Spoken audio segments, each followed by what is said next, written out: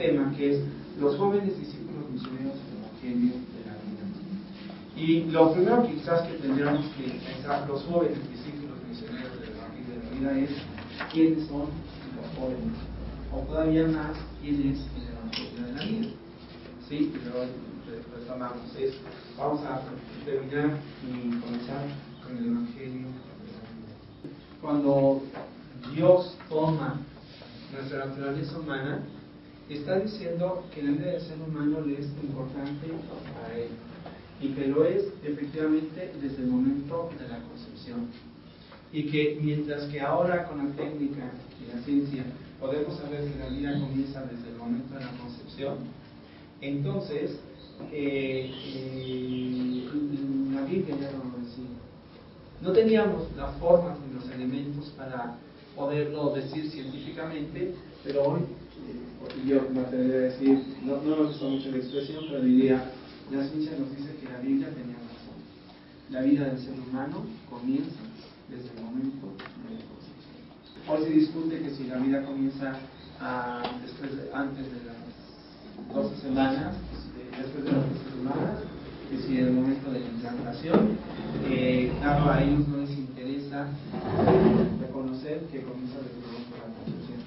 Pero esto es lo que nos está diciendo Dios. Es divina la concepción. Nunca hay que olvidarnos que ciertamente interviene el hombre y la mujer, nuestros padres. Sin embargo, todo ser humano creado a imagen y semejanza de Dios es un proyecto de Dios. Tú y yo somos un pensamiento del amor de Dios. Y a partir de esta realidad, pues, vemos todo el proceso de la vida del Señor Jesús y nos vamos a encontrar cómo Él es toda una expresión de vida. Él y su propia familia. Cuando nosotros, Jesús podría haber sido, María se podría haber quedado como madre soltera, ¿no? O viuda. Y sin embargo, Dios quiso que estuviera precisamente en medio de una familia. Y nos vamos a encontrar cómo el Señor Jesús se va desarrollando y entonces, pues, conviven, tiene amigos, y entonces las relaciones humanas también tienen un dejo de divino. Entramos en esta otra dimensión de la palabra del Señor Jesús, que viene, cambia y modifica el estilo de vida no solamente de los judíos, sino también el día de hoy. A Jesús, quienes no lo aceptan como Dios, lo reconocen como uno de los grandes pensadores, y sin embargo, dentro de los grandes pensadores, no hay ninguno que haya influido tanto en la humanidad como el Señor Jesús. Ciertamente, bueno, ahí está Buda, ahí tenemos a Confucio y a otros hombres más. Sin embargo, las palabras del Señor Jesús siempre van a estar muy directas, coincidiendo definitivamente en la vida del hombre. Y el Señor Jesús va a hacer una relación profunda entre el hombre y Él, que incluso va a decir: yo soy el camino, la verdad y la vida. Y cuando hablamos de la vida, tenemos que hablar de la vida en dos dimensiones: en nuestra vida terrena y nuestra vida eterna. Por lo pronto, ser cristiano o no, hay una gran diferencia, porque mi reto es constantemente ser mejor. Mi reto es alcanzar la altura de Cristo. Mi reto es amar, aunque yo sea despreciado, o sea en un momento dado intentado manipular, o incluso sea condenado o sea asesinado. Porque esta es la enseñanza del Señor Jesús. Aún en la cruz dirá: Padre, perdónanos porque no saben lo que hacen. En una ocasión una periodista me preguntó que por qué, así pues, ustedes por qué se dicen a favor de la vida y no en contra de los abortistas. Eso porque ellos son mis hermanos.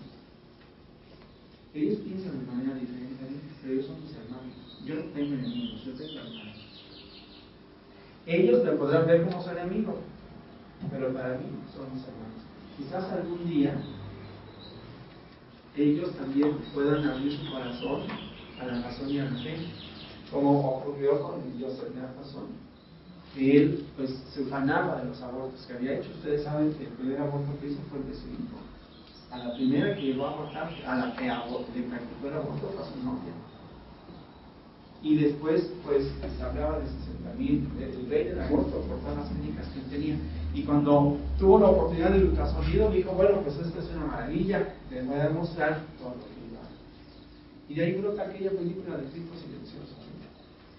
Porque cuando él vio la manera en la que el niño trataba de defenderse, entonces comprendió que lo que estaba haciendo era un asesino. Junto con esto también nos vamos a encontrar cómo el Señor Jesús nos dirá, yo he venido para que tengan vida y la tengan en abundancia. Ojalá cada uno de nosotros podamos entender que hemos sido creados para la felicidad, y la felicidad máxima la tenemos en el cielo, pero en esta tierra estamos llamados a ser felices y a ser felices aquellos que nos rodean. Para poder tener esta felicidad hay que saber tener a Cristo en nuestro corazón, y tenemos que entender que la fe no brota de un encuentro de ideas o de conceptos o de costumbres morales, sino brota del encuentro con una persona, que es el mismo Señor Jesús. Por eso, cuando dice, yo he venido para que tengan vida y la tengan en abundancia, cada uno de nosotros tendríamos que reconocer, yo soy cristiano. Y como cristiano, estoy llamado a asemejarme a Él. La vida del ser humano, nuestra vida, ¿sí? No es simplemente como para que se acabe y terminemos en un hoyo o en una olla. No, nuestra vida es hacia la vida eterna. Por eso cada uno de nosotros, cuando contemplamos a aquellos hombres y mujeres a los que la iglesia llama santos, yo les preguntaría, ¿son tristes? No. ¿Y tú quieres ser santo? Sí, sí. ¿Entonces estás llamado a ser triste? No. ¿Ellos son felices? Sí. ¿Estás llamado a ser feliz? Sí. ¿Has conocido su vida? ¿Has conocido a algún santo que te ha hecho feliz su vida? Sí. ¿Cómo será tu vida si tienes a Cristo en tu corazón? Será una vida feliz y harás a otros felices. Porque lo nuestro es servir, lo nuestro es amar, lo nuestro es guiarnos por la verdad, por la justicia. La verdad es la vida. Si tú te grabaras, por ejemplo, esta frase, bueno, algunos que la verdad les hará libres, entonces, entre otras cosas, vas a aprender a discernir. Vas a aprender a entender que las opciones no son entre el bien y el mal, sino que el mal ni siquiera debería estar como una opción. ¿Por qué no asesinas? Porque no se puede matar a un ser humano. Ni siquiera voy a entrar bueno, por lo menos en el interior, quizás con otro tendré que discutir por qué no matar a un ser humano. Pero a mí no.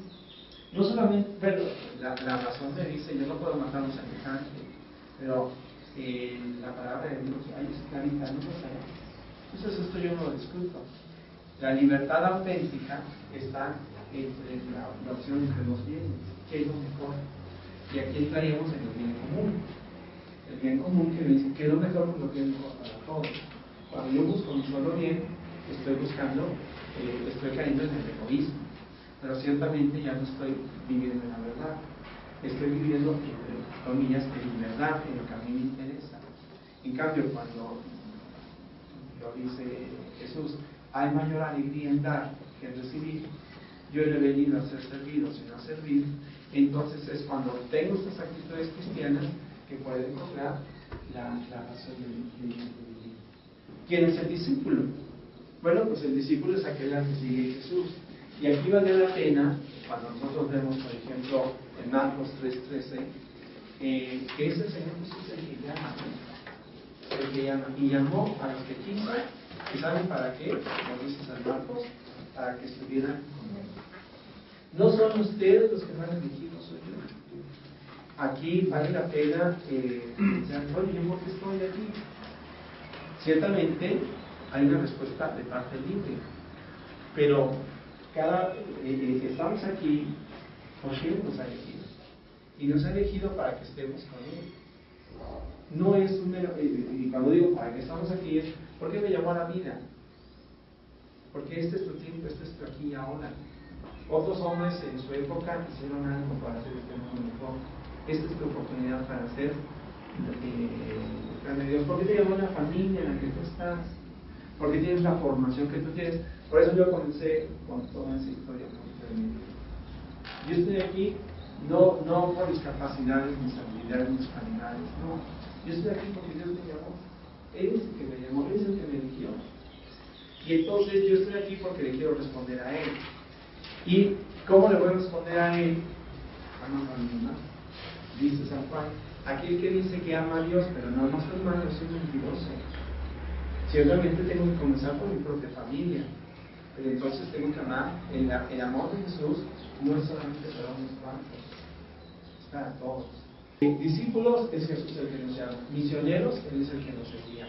Vayan y prediquen. La iglesia siempre ha procurado estar cerca de los más pobres, de los más necesitados. Hoy, en las expresiones del Papa Francisco, Él va a decir a las periferias, y nos va a decir, vivimos en una sociedad de descarte. Se descarta a aquel que se considera que no es útil. Y es curioso, ¿no? Entonces, ¿quién no es el útil, no es productivo? El niño, porque pues qué flojera. Algunos jóvenes, incluso católicos, dicen, es que sale muy caro. Juan Pablo II, en el Evangelio Vitae, precisamente dice que el niño en el vientre materno es el ser más indefenso, porque no tiene la posibilidad de emitir ni siquiera un grito o un gemido pidiendo compasión o pidiendo auxilio, y porque no tiene ningún lugar a donde puede escabullirse. Nosotros sí, puede ser que alguien nos va a intentar matarnos y ya deberíamos saber qué hacer, si gritamos o a ver qué, pero un niño no. Y entonces el vientre materno, que es, decía yo, cuna de la vida y del amor, se convierte en el lugar donde, en el paredón donde han de ser asesinados estos niños. Pero pues hay que compartir el Evangelio de la vida. Y junto con esto, entonces entraríamos cuál es o dónde queda el Evangelio de la vida. El Evangelio de la vida, aquí para mí, principalmente está en el Padre nuestro. Cuando cada uno de nosotros podemos decir Padre y estoy en relación con Dios, automáticamente ya hay una relación Dios y hombre, Padre. Y Padre nuestro, pero no es solo Dios, somos todos. No es solamente mi Padre, es de todos. Junto con esto, pues santificado sea tu nombre, el compromiso que yo tengo. Dios sí es santo. Pero ¿cómo se va a notar la santidad de Dios? A esto me ha creado a mí. Tú y yo creamos la imagen y semejanza de Dios. Venga a nosotros tu reino. Hoy nosotros podríamos hablar de la cultura de la muerte y la cultura de la vida. ¿Cuáles son las expresiones del reino de Dios hoy? Cultura de la vida, civilización del amor. Si nosotros estos dos términos los captamos, sabemos que estamos hablando también del reino de Dios.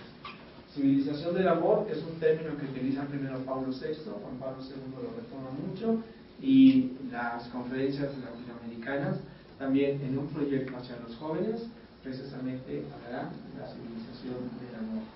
Cultura de la muerte y cultura de la vida es un término que acuña Juan Pablo II en los 50 años y dirá: hay una cultura de la muerte en donde se niega la verdad, donde se niega la vida, donde se desprecia a la mujer, se pretende destruir a la familia.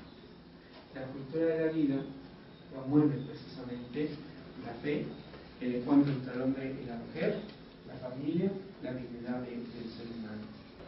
Qué importante saber que para poder ser discípulos y apóstoles de Jesús, primero hay que saber estar con Él.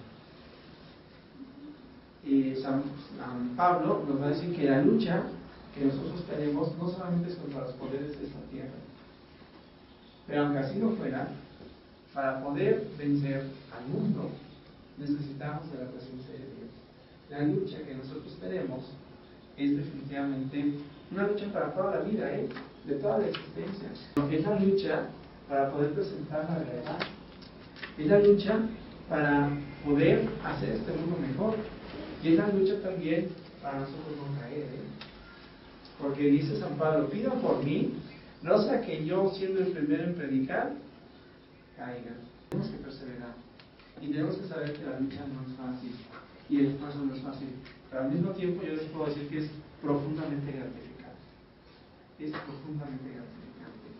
Yo le doy gracias a Dios porque, pues, lo que hoy vivimos en la presencia de ustedes es fruto de una perseverancia. La obra es de Dios, no es nuestra. Y lo que le tenemos que pedir al Señor es la perseverancia. A veces nos puede venir la frustración, a veces nos puede venir la incomprensión, a veces nos puede, y a veces hasta de los seres queridos, ¿no? Muchachos, los jóvenes no son esperanza del futuro, son una realidad. Los niños no son esperanza del futuro, son una realidad. Y entonces todo lo que nosotros hagamos por el niño y por el joven, efectivamente nos va a ayudar a construir un mundo mejor. Qué hermoso saber que yo soy discípulo y mi Señor Dios.